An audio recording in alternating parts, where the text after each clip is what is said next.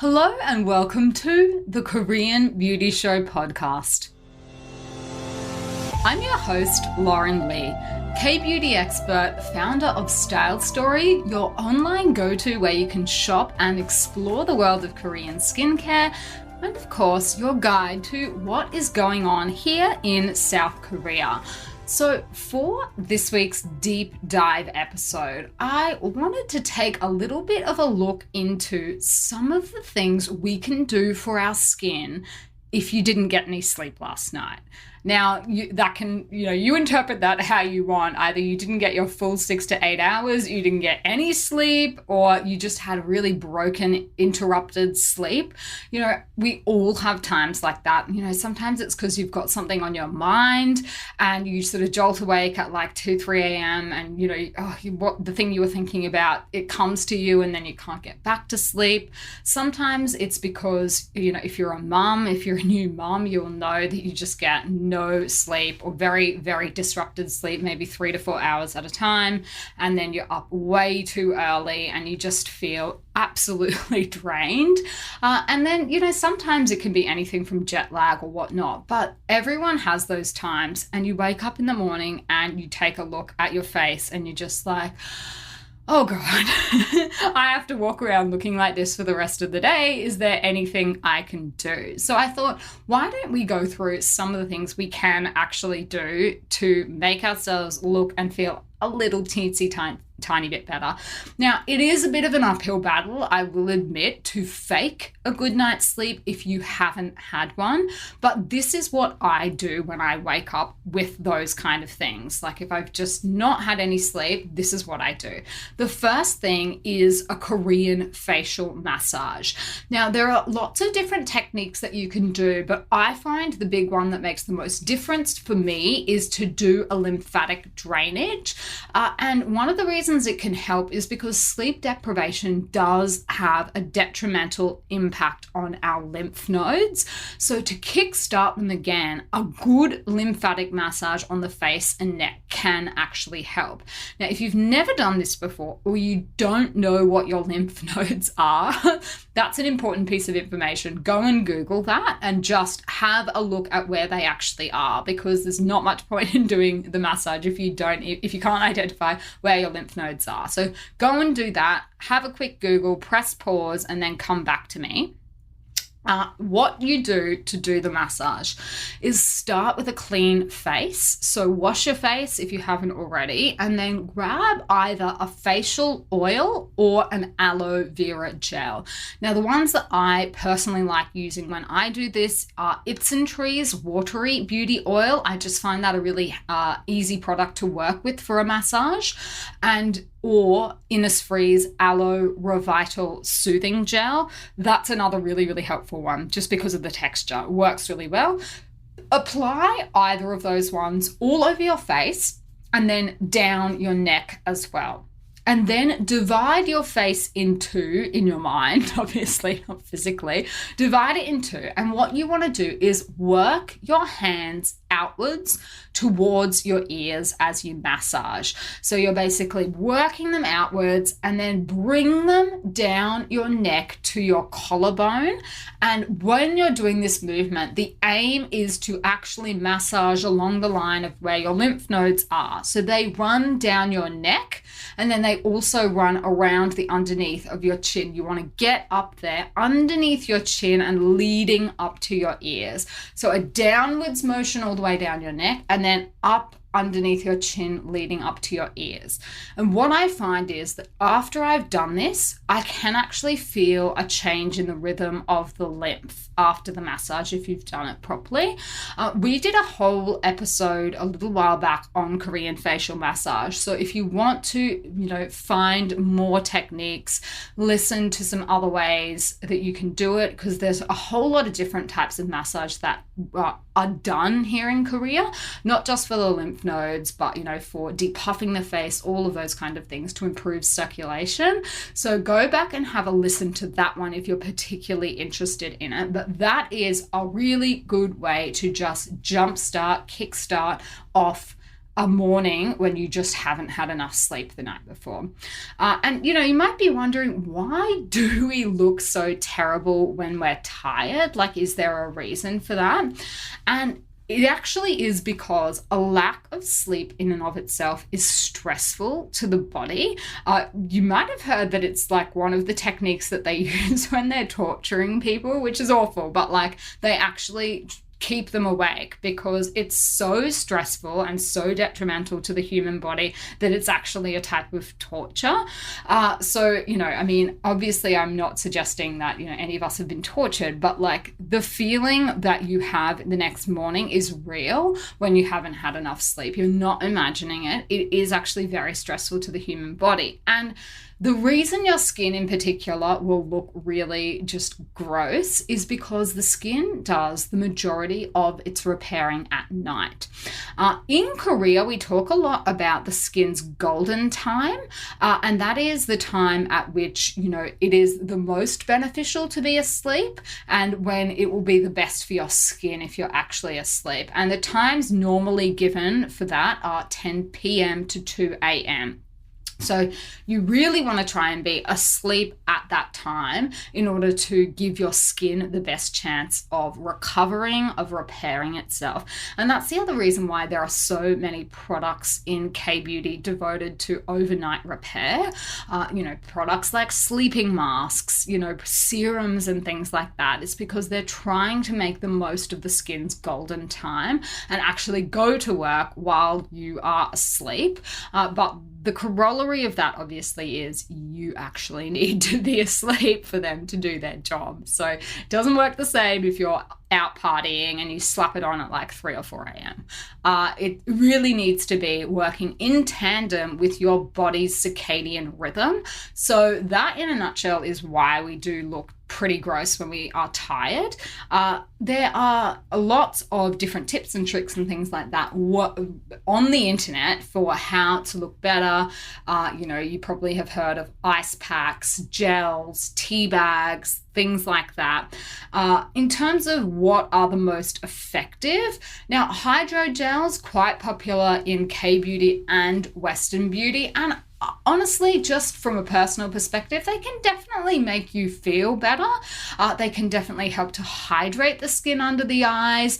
Depending on how bad your circles are, your mileage may vary, but they can brighten dark circles. I mean, they're not going to make you look like you had the full night's sleep, but they will make you feel better. There are quite a few nice eco-friendly options in K-beauty. Hamish's ones are dissolvable in water after you've used them, which is nice. So you can, use them and dissolve them and don't have to worry too much about your environmental impact. Benton has their snail bee ultimate ones that do that as well. And Hamish has actually just released a new set, which is the matcha biome as well. So we've got all of those products up on the Style Story website. They're nice options for if you are wanting to just feel a little bit better after a night without any sleep. Now, the other sort of DIY option that you will see bandied about is good old tea bags. And, this one, it might seem a little bit, cheap, but there's a good reason that people are recommending tea bags, and that is because they contain two things that are beneficial. The first is tannin, and then the second is obviously the caffeine content. You can try it with pretty much any type of tea bag, your green tea, black tea, doesn't really matter. But it's not just an old wives' tale. It does actually help, better than doing nothing, put it that way. The other thing that I really love, particularly for that puffiness that you get when you haven't had enough sleep, is to try and increase your circulation to the face. Now, a couple of different ways that you can do this. Obviously, a massage can help. The other thing that will help is washing your face with cold water rather than hot water. And that will help to stimulate the blood flow. Now, when it comes to, what type of temperature we should be using to wash our face in general, I would say if you're going to try the cold one, do it in the morning. At night, you're probably going to need the water a little warmer, and that's because you will be trying to do an oil cleanse and removing your makeup and sunscreen, and that works better with lukewarm water. So if you're going to be doing the circulation boost with washing your face, the morning is a good time to do that, just because you probably won't have a whole lot of stuff on your face that needs to come off. So that's just one little tip. Now, the other thing is, if you are really game, you can try dunking your face in a bowl of ice water for 5 to 10 minutes when you wake up. You'll certainly make you feel more alive, but it can also assist in getting rid of some of that puffiness. The other thing I like to do to really help with the puffiness is to make knuckles with your 2 pointer fingers. So basically just grab your 2 fingers, bend them down and make knuckles with them, and start underneath your cheekbones. Use really firm strokes and move them up towards your temples. That can really help with the bloating and puffiness, particularly in your mid face, and firm is good. So even if you do have a little bit of redness after you've done that, don't stress out. That's fine.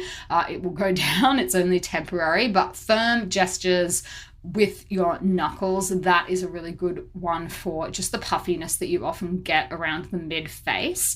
Now, if you were to ask what skincare ingredients you should be using after you've had a rough night, aloe is a pretty good one. That's because it calms the skin, it can soothe the skin, and importantly, it can cool the skin as well. So to really enhance that cooling effect, you can pop it in the fridge for 20 minutes before you use it. That is a really nice way to do it. Just watch your temperatures if you're going, moving things in and out of the fridge. It's better to maintain a constant temperature. So if you're going to chuck it in there, probably just keep it in there.